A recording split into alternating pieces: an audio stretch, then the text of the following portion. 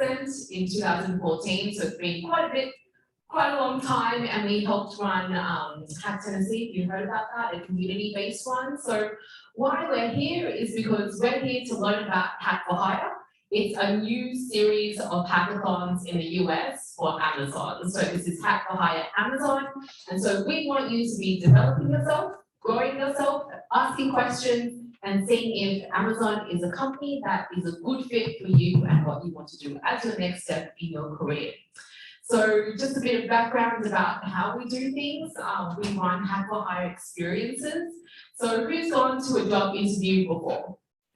I've been to hundreds. I tell you what, like it took me almost 100 interviews to get me my first job out of college, and it kind of sucked. But guess what? These hackathon experiences are more collaborative. You get to meet other people kind of in the same boat as you, and you get to work on a fun challenge that we'll talk about a bit later on as well. So hopefully this is a great way for you to flow. So have fun whilst learning, and do that in a way so that you can see how we can see your creativity come out as well as your technical skills. So I'm going to hand it over to Diana. She is our lead facilitator for today. So big round of applause to her. This is her first time facilitating an event for us. This is fun because the computer's over here, but you guys are mostly over here. We'll just do a little head turns, right? So we've got some great people online as well. And then you can see many of the, oh, perfect. Hey, that'll work. Thanks. Yeah, that's all right. Yeah. Let me just make sure you can go back one just to see if it works. Okay, try again. Yeah, perfect. Yay, mobility. Okay, so I am Diana, and we're just a fellow reminder, just to have a little group value here, that we don't always want our current employers to know we are job searching, right? So just be mindful about if you're going to take photos of yourself and you want to be like, hey, I was here, that's awesome. But you can just be mindful about not having other people in the background of your selfies, or not be like, look who's here. Just be nice to each other, right? So we will maintain that courtesy as well. We'll be taking selfies of ourselves and panelists, but we will be keeping your privacy during the event. As Angela said, so 100 job interviews. The job interview recruiting process can be difficult for all of us, but we want to remember that in recruiting, there's no good or bad experiences. There's just learning experiences. That anonymous person with the quote probably had not been ghosted by a bunch of recruiters like I have, but alas, still good learning. And you have made it here tonight, so we have not ghosted you, and we have fed you pizza. So I think we're 2 for 2 on learning. You've met Angela, you've met me. David, where's David? He's at the back. He is our grants manager and marketing manager and microphone connoisseur. If you need anything this evening or through the event, just find us and we'll be glad to help you. So why are we all here? We are here because Amazon in the Nashville offices has about 500 open SDE positions. That's a lot of jobs. That's a lot of jobs. So we have a very tangible need to be here, right? But in addition to the tangible, Amazon also wants to make the experience more open, kind of have an open home feel. There's pizza, there's drinks. We want to connect with each other. And also want to raise awareness of what Amazon's hiring process is like, right? So what is it like to go through the interview? What is it like to work for Amazon? And also to expedite the hiring process to the final interview, right? We've all been through lots and lots of rounds of interviews, and that can be a difficult process for hiring managers and the potential employee. So just think you could be coming back in 4 or 5 weeks in the same building for a final round interview, right? So that's what this process could end in.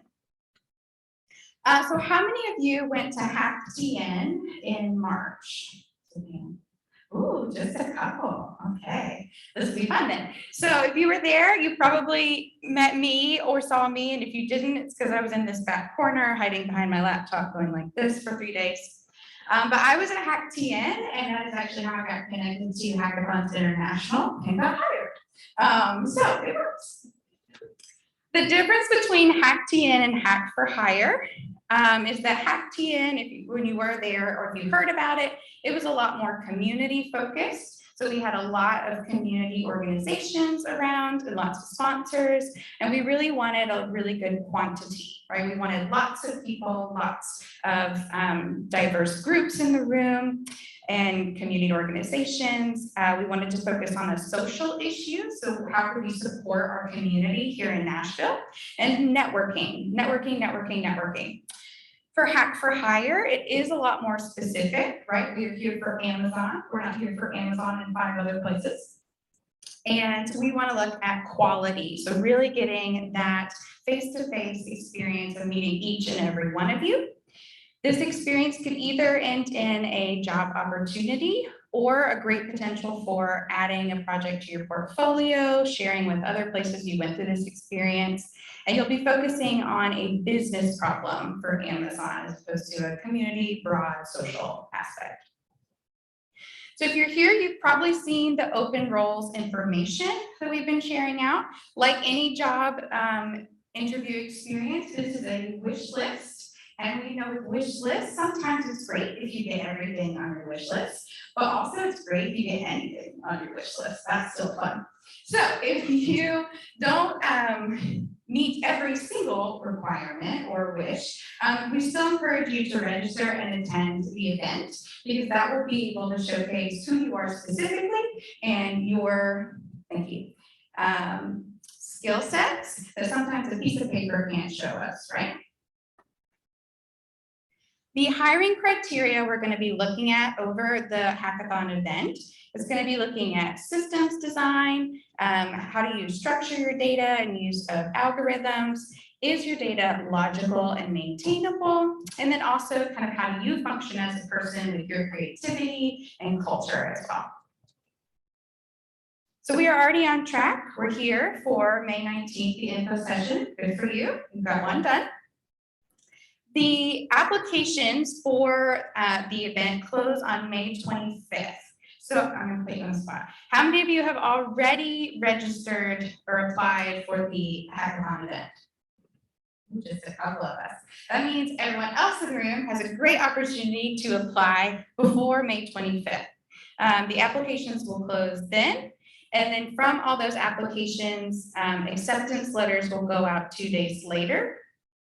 So you'll know if you have been accepted into the hackathon event. We will have a preparation webinar on June 2nd for all those attending the event. We'll actually have a webinar on June 10th for those who do not get selected for the event as well. But we want to make sure that you are fully set up in a very transparent way, that you have everything that you need, all the information, get all your questions answered, so that when you show up for the hackathon event, you're ready to hit the ground running. What we're doing tonight is you're hanging out with me for a little bit, and then we're going to have our culture panel share what it's like to work at Amazon. So we've got some great people here to share about that. We've already had some pizza, but there'll probably be some more, so you can have some extra. We'll have some networking drinks, and we'll kick out about 7:30. The agenda is here for what we'll do on June 2nd, but that's not a secret. It's on the website too, so you can buy that. So how many of you have ever been to a hackathon before? Just okay, about half. So a hackathon is a short pressurized competition where ideas are designed, developed, deployed, and demonstrated. So Hacktian was my first hackathon. I come from a UX design background, and before that, a psychology background. So my friend who's in software development said, you're doing a hackathon? You? And I was like, yeah. And here we are. So it was really fun. And I got to learn a lot and work with a team of developers, and I learned lots of new words. I had no idea what they meant. And now I know what a stack is. So I'm like, a little bit farther down. And we got to start from this challenge statement of nothing, right? A team where we didn't know each other at all. In the matter of 2 days, we were able to build something, create something, showcase that, and we were actually one of the winners. So that was fun too. Thanks to Brett, who was one of our mentors. So we went all the way from nothing to something of a solution, and we also made a lot of really great connections and friends along the way. That's always a plus. So we want to learn, as Angela said. Someone who was not at the Hack Tennessee, can you remind us what Angela said the F in Flern means?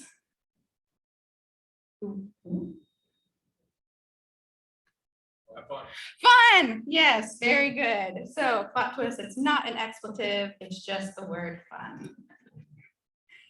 We want to have fun while learning. We're also going to focus on our why, right? So remember why you're here. Remember why Amazon has brought everyone here. Remember the why behind your outcomes of what you want to achieve in your project. We're going to learn continuously. With such a short time period, you have to learn fast, right? And figure out what's going to work, what's not going to work in the tiny amount of time you have to do it. We want to remember that empathy rules, which that's kind of fun. It feels a little like it's groovy. So I'm like, empathy rules. I like that. But empathy is very important, right? Because anything you're going to design, it is touching human context, right? So anything has a human element, humans are going to use it or humans are going to benefit from it. And empathy is one of the best ways we can understand humans. You want to ask curious questions. So there are no stupid questions or dumb questions. There's just curious questions. And we want to reflect on our experiences. So reflect on the experiences you've had that's brought you here, any background that you've already had, and then reflect on the experiences you have during the event. And network vigorously. So vigorously, rigorously, incredulously, whatever gerund phrase you want to toss in there, network your heart out and meet as many people as you can. Even if you're an introvert like me, you can go home and crash after, I promise. So what happens in a hackathon, we will form into teams. We will do lots of empathy mapping. You'll do creative development or creative coding, and you will hack away in the corner if you like your solutions. So the challenge statements that we're going to be working through, the second day of the hackathon is June 5th, and that is actually World Environment Day. So the theme for World Environment Day this year is Only One Earth. And actually, as I'm explaining this, I'm going to go ahead and have our panelists come up if you'd like. So we're going to do that next. Thank you. So Only One Earth is World Environment Day on June 5th. And that campaign wants you to celebrate the planet through collective environmental action. One of the ways Amazon wants to do this during the hackathon is by making progress towards carbon neutrality. So wanting to be having a net zero carbon emissions by 2040, which is 10 years before the Paris Agreement. So we're going to give you a really short overview of the two challenge statements, but we will go through those in more detail and lots of detail on the webinar on June 2nd. So you should join that. For our first challenge option, this was created by Sean Stewart and his team. So Sean, do you want to tell us a little bit about your challenge statement and why you're excited about it? Yeah, okay. So as everyone here is aware, we have this climate pledge at Amazon that we want to meet the Paris Agreement 10 years before the Paris Agreement. So part of that under ATS or Amazon Transport Services and my own air science and technology, we have a complete part to play in which we have carbon emissions through our airplanes, through our freighters. So what we want to look at is how can we optimize the routes of our logistics, our networks, and to reduce that carbon emission for the buyers to have that opportunity to deliver it with the lowest carbon emissions. Thank you, Sean. The second challenge, some personas for that you could consider might be an Amazon customer. So maybe as a customer, you have an option to include a more carbon neutral path in your packaging service. Or the Amazon R&D team, so more like logistics, planning the routes. going to get picked up at the warehouse, all of those things. Our challenge option 2 was created by Richard and Eric and their team. Richard, do you want to tell us a little bit about your challenge statement and why you're excited about it? We on there? Okay, cool. Yeah, love to. So my team works with what we call our middle mile fleet, which is basically the big trucks that you see running along the freeways. So our huge Amazon trailers. And we have many tens of thousands of those. Obviously to move our packages around and get packages to our customers as quickly as possible. And what my idea centers around here, and I'd love you to get creative, is trying to gamify the idea of driving more economically. So, those of you that have cars and drive probably are very conscious of things like gas mileage. Well, we're also very conscious of things like carbon emissions, as you know just a moment ago. And, if, for example, one of our loads is running early, we can then tell the driver to slow down, hey, you don't need to go so fast, and you drive along at 55, it'll be just fine, you don't need to rush. And, that will drive down carbon. And what I'd like to do is try and turn that into a bit of a game. So generate a bit of competition amongst the drivers, maybe you can get the best score for being the most efficient driver, maybe you get a little icon next to your name, an app or something, and really gamify and make it rewarding to drive more efficiently and save carbon output for Amazon, all helping towards this zero carbon pledge. Perfect. Thank you, Richard. Some personas to consider there obviously would be the Amazon truck drivers. So how do things work from their perspective? And then as well as the logistics managers, again, kind of planning those routes, how they're going to pick it up from the warehouse. We will talk, and by we, I mean they, because they're the experts, not me. We'll talk about that on the June 2nd webinar. So you can get all of that really great data and answer all your questions then. So we're going to get that inside look now about what it's like to work at Amazon. This is something you don't get in the job application process unless you know somebody that works there, right? You just put your resume in the void and have no idea what it really looks like on the other side. So we are very grateful for our panelists who are here tonight to share with us what their experience has been like working with Amazon. I'm going to come join you guys, but if you guys want to start with whoever has the mic, introducing yourself, your name, what your role is at Amazon, and how long you've been at Amazon.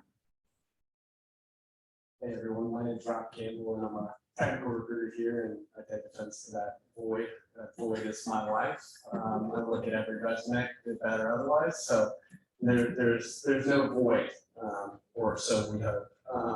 But I've been with Amazon 2 years, just over 2 years. Been here in Nashville the entire time. Started off last mile with operation technology, back to support the last mile teams, and but yeah.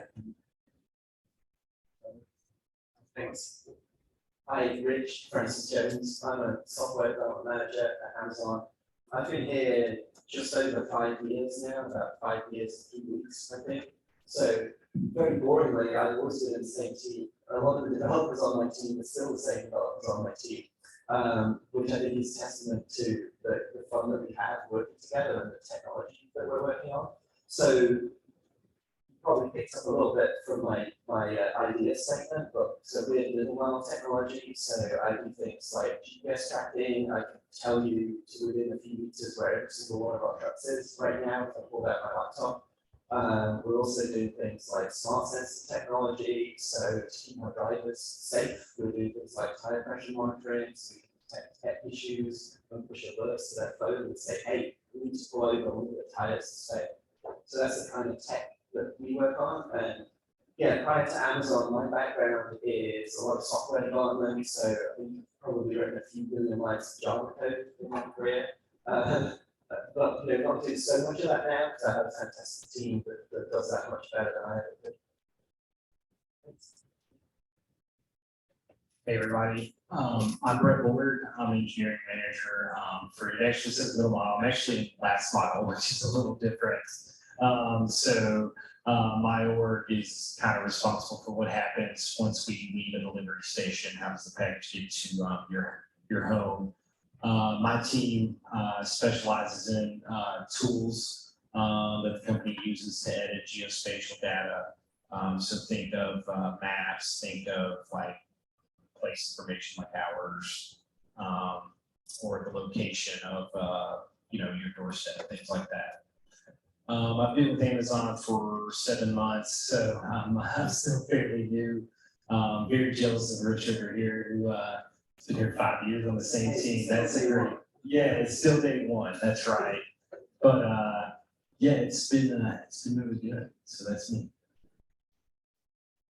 Yeah, I'm Sean Stewart. I'm a software development manager here at Amazon. I'm with the Data Science and Technology Board, which is actually a sub-board under the model.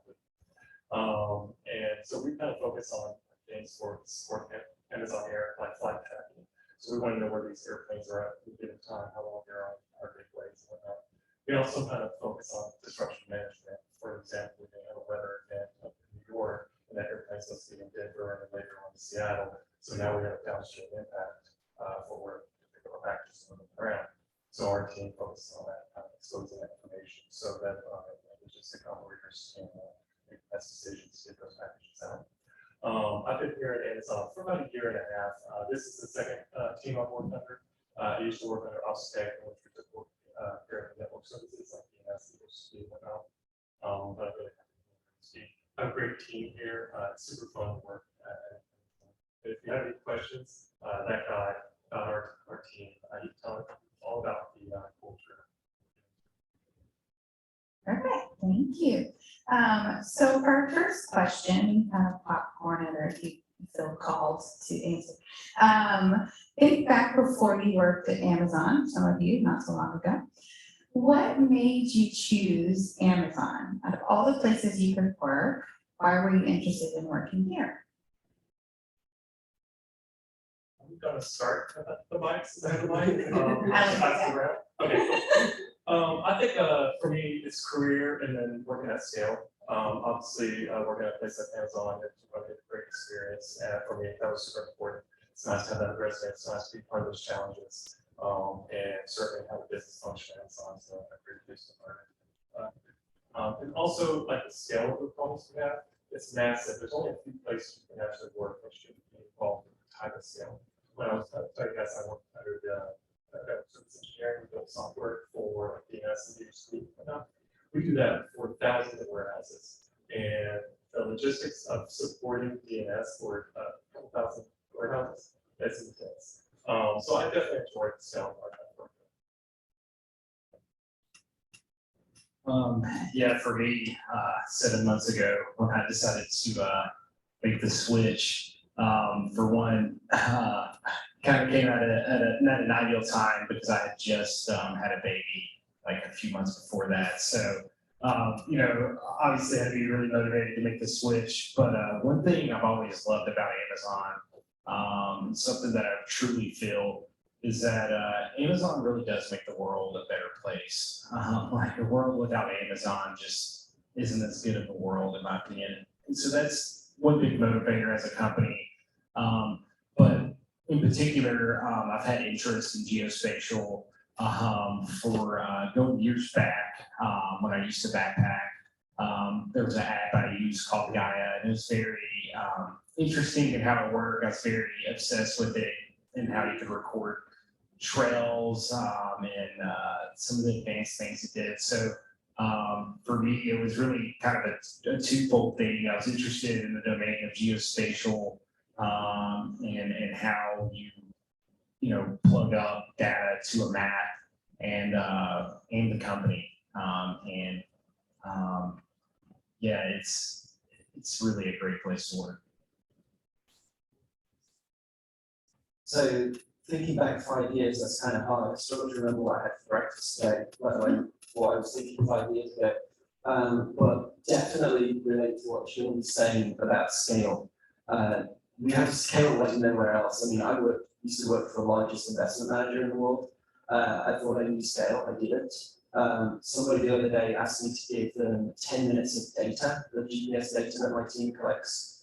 And they wrote back to me and said, Rich, you sent me 500,000 points. Is that right? I was like, yeah, that's 10 minutes. So yeah, the scale thing is huge, and I think, as I started to get to know Amazon by working with the recruiters through the interview process, because the recruiters are awesome, they basically tell you how to interview with us and train you how to do it.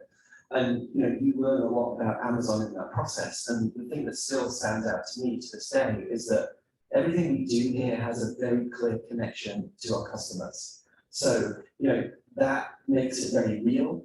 Working on some back-end systems in finance, which is what I used to do before, and I try and explain to people what I did and would be asleep before I finished. At Amazon, it's like, oh yeah, we work with trucks, we work with planes, we work with last mile delivery vehicles. It's all very visible, and we always have a clear connection to our customers. So I think, that's something that attracted me as I went through the recruitment process. Yeah, so not an engineer, came a little different path.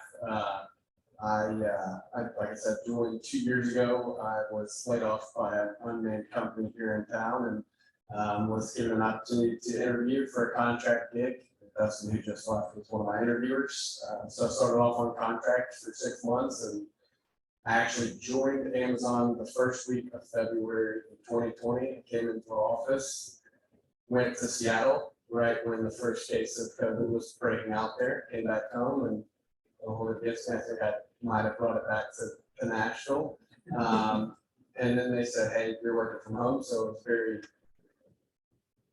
trying time when you're a contractor trying to make a living, and you're like, I don't have anybody going on. But that was something that not only motivated me, you have about 6,000 recruiters here at Amazon. And the vast majority of us are trying to find a software development engineer, so it's a very competitive place to be, and I'm a very competitive person, so I always just came in with the mindset of, what are you going to do to differentiate yourself from the other 5,000 recruiters here? Was able to find my niche here, and through that I've met. They talk about scale. We've got 500 roles to fill here, but there's thousands of roles across this company, and the ability, there were things that I saw at another company that I tried to implement as best practice, that they looked at me as if I had 4 arms, and they were like, this is the way we've always done it, don't even try to change it. But when I got here, I sat down, and 2 of the things that I tried presenting to a VP at our former company that we laughed at were being done here, and I was like, that's validating. That's good to know that I had an idea that a large company on earth is doing and doing successfully. And so getting to work with these great managers, I work with people in Seattle, I work with people in Vancouver, I work with people all over the world. We get to see a wide variety of backgrounds, and everyone has the ability to sit down and talk to like yours. I'm in recruiting, but I never feel like I'm an order taker for these guys. They always, partner with you, how can we best suit you? They're my customer, candidates are my customers, and I look at life a little bit differently. My wife hates me for it because she's like, you're like, this is time to bias action. She's like, shut up. But it very much is. There's a lot of times where in everyday life you can utilize the leadership principles and make a well-tuned decision. So. Awesome, thank you. So we'll actually start with you, Rob, in the next one, and I'll get ready, Mike. So I'd love to hear from you, Rob, and then maybe one of our engineers. Tell me about a project or a candidate, in your case, Rob, that has been really rewarding for you to work on while you've been here. What's interesting, because Sean, I actually hired at a former company here. And getting to see Sean come over here and make the impact he has been really rewarding, and getting to work alongside him. That's been rewarding, but I would also say that in my time here in 2 years, I've been a part of hiring, I think now 37 people. Some of which, didn't come from your traditional background of computer science degree, but they've found a way in. They did what I always tell candidates, prepare. It's not like any other interview. If you take the time to truly write down your stories, truly think through your career and write down those stories, you will be successful, right? There's plenty of candidates who said, Rob, I've interviewed everywhere, I've got an offer everywhere. I don't care. Okay. My job is to get people jobs, and I'm telling you, you do need to prepare for this one. And if you don't, it's going to be very hard to come up with, in some cases, 16 stories, right, off the top of your head and include data. So when I do see someone who I know has taken the time to prepare, maybe 2 weeks, and really put their best effort in coming through to the point of an offer, and their eyes lighting up when we do get the offer. This is Nashville, all right, cool, this is awesome. I would say every candidate that I get to hire has been a pleasure to work with, and, you know, I'm gonna do it with these guys anyway, so. Very good. Thanks. So, projects, right? Rewarding. I don't know where to start, there's many. I think the first one I worked on when I joined Amazon, which took me by surprise, because I didn't really have any idea what I'd be doing before I joined.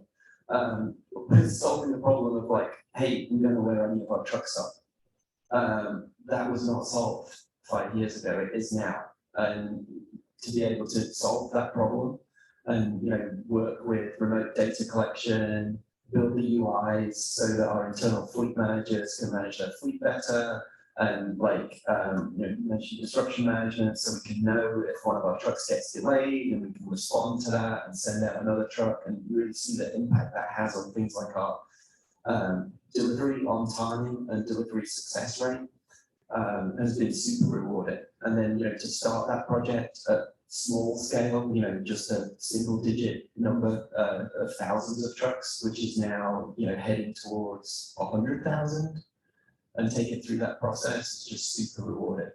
And then also, I could go on, like what we've learned, what my team has learned from that technology, being able to innovate and apply that elsewhere. So like, okay, we solved this tracking problem for trucks, and we've taken the same ideas and we've used it to solve tracking problems for things like carts that we use in our FCs to push packages around. Very different problem, but you know, it's built on the same principles, and the innovation for that came out of my team, you know, engineers on my team, very much like you guys in the audience, because we want to hear ideas from everybody. It doesn't matter if you've been here a week, 5 years, 15 years, everybody gets listened to and anybody can innovate. So that is super rewarding for me. Thank you. So Brett, I'll actually have a different one for you and Sean, and then we'll take some from the audience. So think of your questions. Brett and Sean, what are some skills that would help a candidate be successful during the hackathon weekend? Yeah, definitely have good presentation skills. I think for the hackathon, like being able to present your idea clearly, be able to communicate it out. Obviously, you know, the technical competencies are also good to have and good to demonstrate that, you know, such as can you essentially learn something, then can you apply it, and then, you know, does your code look somewhat clean, makes sense, you know, you're not naming your variables, I, A, and G, you know, things like that really matter. You know, and then like, as it pertains to the interview, which I know is a little separate, you know, I agree, like preparation is really gonna be key to that, like practice, especially a lot of the leadership principle stories. I know for me, for my interview, I think you said 2 weeks, I actually took like 6 weeks to prep for mine, and they were like, yeah, that's fine, like take your time. So yeah, do take it seriously, do take your time. There's lots of good information online about the interview process, where you can practice as well. So. Yeah, go for it. Yeah, I think Brett hit most of those points I was thinking too. One extra one, I like how you kind of call out the difference between hackathon or hack-for-hire and hack-to-seek. There's a nuance here. We're a corporation, and we solve business problems here. So when you think about your challenge, you know, making sure when you take that challenge, you're actually solving a problem. It can be aspirational. Think about like, hey, I want to do it this way, but make sure you're solving that problem. And then I'm just going to reiterate what's been said multiple times. The number one factor for getting hired here, I believe, is preparation. So I take that advice very seriously. Okay, thank you. All right, hold that thought. What questions do we have from the audience? And if you ask a question, you're gonna get a sticker from Richard's team. Oh, okay, from Angela, but from Richard's team. Yeah. Perfect. It's gonna be my workout for today. So how do the leadership principles affect your daily job? Stole my last question. I'll take All that right, go one. for it. Yeah, so they're definitely, I'm a big advocate of those to my team for one. So it's something I'm constantly talking with my team about, like pretty much in constant conversation. Even like to the smallest project, like we need to take bias for action here, or here we need to earn trust. So it's like such ingrained into our culture. It's almost like the way we speak is now like correlated with these leadership principles. And so I would say they're not only like always on our mind, they're always top of mind. Because that's what we use to really help us make decisions here, because at the end of the day, the leadership can't be everywhere, it has to be broken up, and so it helps us align and make those decisions. What else? Yeah, just to reiterate that a little bit further, is that our leadership principles are not things written on a piece of paper and forgotten about, right? I've worked many places where that's the case, and every meeting, every decision will be like, okay, we'll be trading off bias for action, for example, versus think big, right? And that's just a classic trade-off all the time that we think about. It's like, okay, we want bias for action because we want to prove that this project will work, we want to get some data, but we don't want to build something that can't scale, which is the big trade-off. So, that's an example of two of our leadership principles that play against each other, and you see that right across them as well. So, yeah, just as you heard, we reference them all the time, that they drive our thinking. Yeah, then I'm just gonna echo that sentiment. There's been places where I work and you hear about the guiding lights or the leadership principles. You walk into a conference room, look on the wall, and you're like, oh, that's what we stand for. That's nice. And then here, when I heard those things, and my recruiter told me, she was like, have you prepped your stories? And I was like, are you serious? She's like, yes, you're gonna be asked a lot of questions around this if you don't prepare them. I'm like, okay. I wrote them all down on sticky notes, which I don't recommend doing, write them down on a Word document. It's a lot easier to follow, do bullet points, include data. But it truly is every day. I mean, it's, having conversations of, oh, this candidate's got another offer, we need to show bias for action. I'm gonna put my best foot forward and try and beat that person out. Or if it's, hey, you gotta earn the trust of the candidate. I think it's customer obsession is my favorite, because they're my customer. I'm trying to help them fill roles. You're my customer as the candidate, trying to provide you with the best experience possible.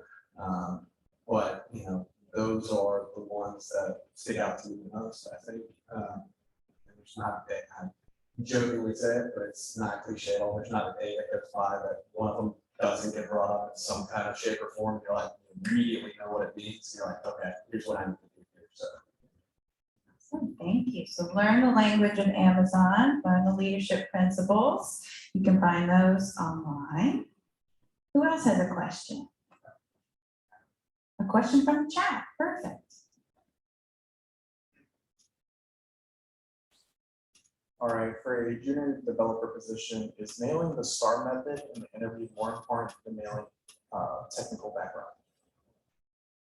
So I'll hit on the STAR methodology. It is great because it helps you stay, in most of these interviews, they're about 4 hours long. If these gentlemen were on the panel, they would probably have 2 leadership principles and a functional competency. You have about 10 to 15 minutes to answer a question, right? And so you want to have it written out. I tell all my candidates, write out bullet points, STAR, and then write out your data points. Here's what I did. Here was the situation. Here was the tasks I was presented with. Here are the actions I took on those tasks. And as a result of my correct actions, this was the outcome. So talk about start to finish, keep it short, succinct, to the point, but answer it with data. You don't just look for anecdotal, oh, me and my team, we did this, and we did this. What did you do? And then when it comes to the functional aspect, this is what I tell everyone, and they can probably tell you better than I can. We are not just looking for how smart you are, it is how do you break down a problem, how do you ask good clarifying questions, determine the optimal solution, and then work backwards. I've seen candidates not ask questions to solve something in minutes, we've passed them.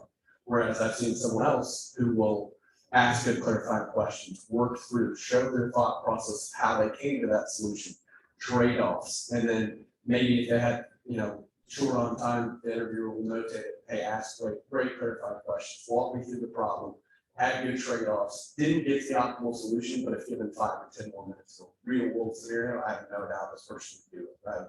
We're looking for, if this person was given a task today, would they just go run with it and be like, here, Mr. Manager, I've delivered this, and they're like, you didn't ask any questions around this, you didn't solve the problem, now we gotta get back into it, versus someone who's gonna say, hey, all right, I need to know these things, and I need to know who these points of contact are, so that I can get this information, so I can deliver this properly the first time.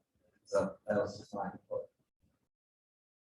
Yeah, I had a couple of things. I think I can't help but say both are important, right? So, I really like the idea of like writing down your examples in a style format. And, as an interviewer, I can really tell when people have done that because it's super clear for me. It's like, okay, you've taken just a few seconds to set the scene so I know the subject area. And then you've specifically told me what the problem was, and you've specifically told me what your actions were. And then you go on and say, hey, this is the result, and this is why it was great, or this is why it worked, or this is why it didn't work, and this is what I learned from it. So love the start format. And then, on the system design, I kind of see it really as a reflection of the way things happen at Amazon. Is somebody will come to me and my team and say, hey, we need to solve X. And we need to understand what X is, right? And so when I ask a system design question in an interview, I'm incredibly vague. I'll say, hey, I need this thing to do this, and that's kind of it. And I won't give you any detail about like, oh, where is it going to work, right? Is it US? Is it global, right? What's the scale? How many users? Those are all super important things to consider in your system design because it can dramatically change how you structure your system. So yeah, I see it as it's kind of a reality check on, have you had experience of working with that level of ambiguity, and can you handle it? Do you know how to ask the questions to understand more about it? So yeah, sorry, but I think both are important. Yeah, just a little bit of note on this. So we're talking about how you should write down, prepare for your questions, write down. You can find these questions online, a bunch of them at least. And you may write out a story and you never get past that question. But what's actually happening is if you actually practice this and write out stories, your mind's gonna be more nimble for that question really will get asked during the interview. So again, I would agree. Write them out, even if you don't get asked that question, if you're professional, and you'll have that practice. I agree they're both important. One thing at Amazon is it's not leadership or people managers that's leadership. Everybody's a leader at Amazon. If you're coming here as an SE, you might come in as an entry level SE, but in 6 months you're going to probably manage or helping an intern onboard, and you will be expected to lead that person through that onboarding process. So we do care about leadership principles even for that SE one level. It's very important. Yeah, I just want to reiterate what's said here. They're both equally important. We can't hire someone if you fail like on the leadership principles, but pass the coding, or if you fail the coding, but pass the leadership principles. It doesn't work that way. So just reiterate, like prep for both, pull the old stuff out of your mental Rolodex, have it in front of mind. And yeah, like he said, if you practice them, they'll be front of mind. Like I know for me, I use an Excel sheet against the leadership principles, and I had I don't know, probably 40 examples, and then I narrowed them down. But yeah, over prepping is better than under prepping for sure. Awesome, thanks everybody. Let's do one more audience question. Yeah.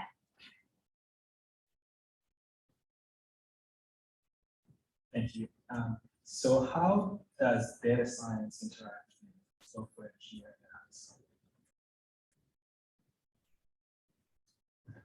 Yeah, we use a lot of that. Like I know last mile, we use a lot of data science, just because like when you think of a mapping model, we get maps from third-party vendors. We have our own maps. We do edits here, we do edits there. So that's like an example.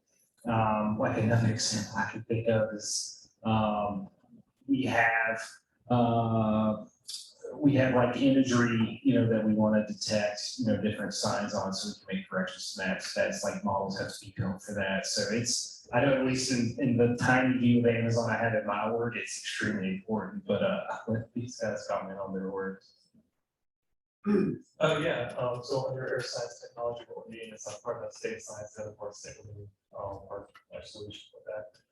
So that plays out for numerous ways when we think about it under air science technology. One way is we track flights, we want to know how long they're in the air, when they fly touchdown, what's that turnaround time? And we pump this data into our system, to operate, but it goes out to other data science teams to research it and tell us, hey, here's the best path or the best routes, so we can guarantee that we're going to get this package to somebody's doorstep in 2 days, or whatever that delivery promise is. We think about it from things like construction management to what we call tax management, how we want to know how much load with an aircraft we need research there. So we take our production data, we run it through, and we productionize and export of that research.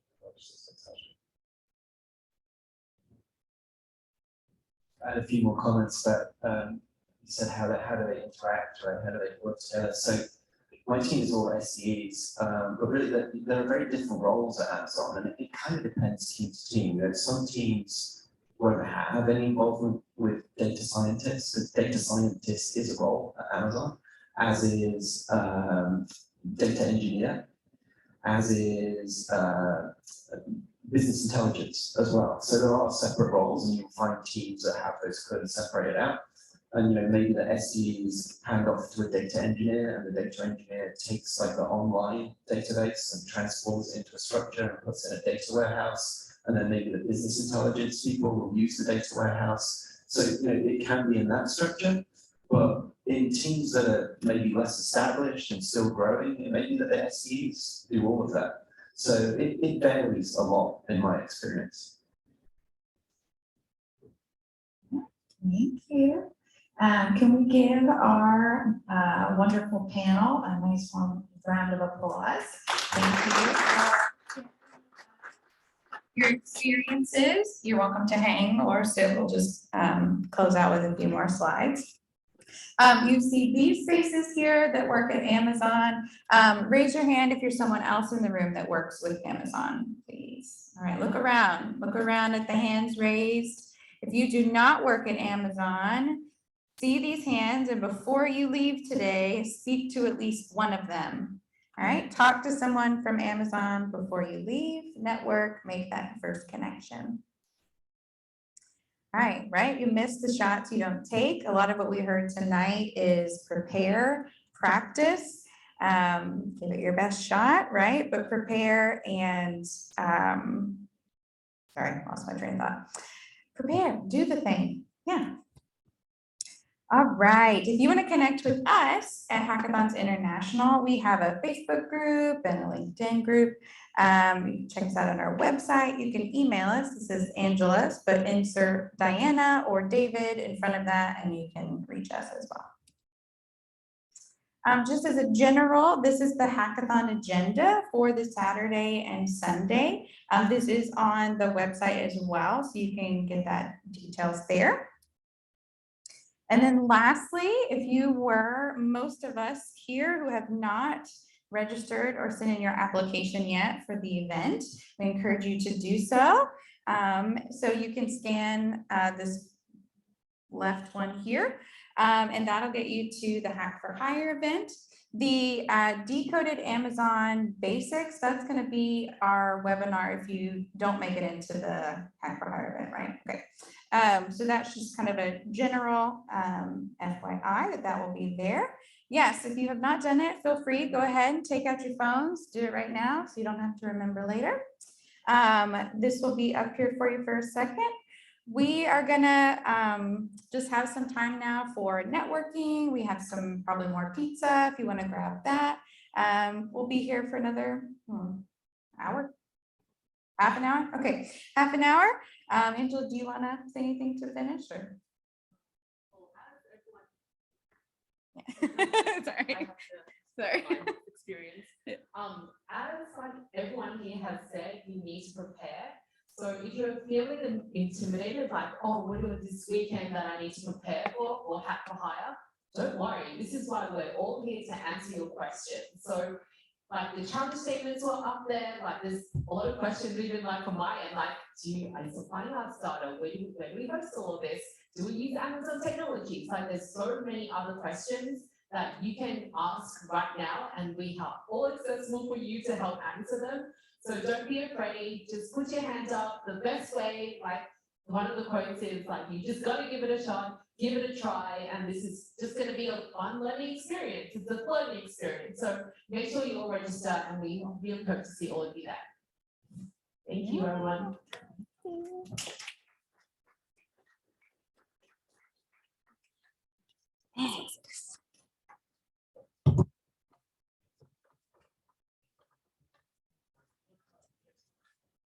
Get pizza, chat, meet someone from Amazon.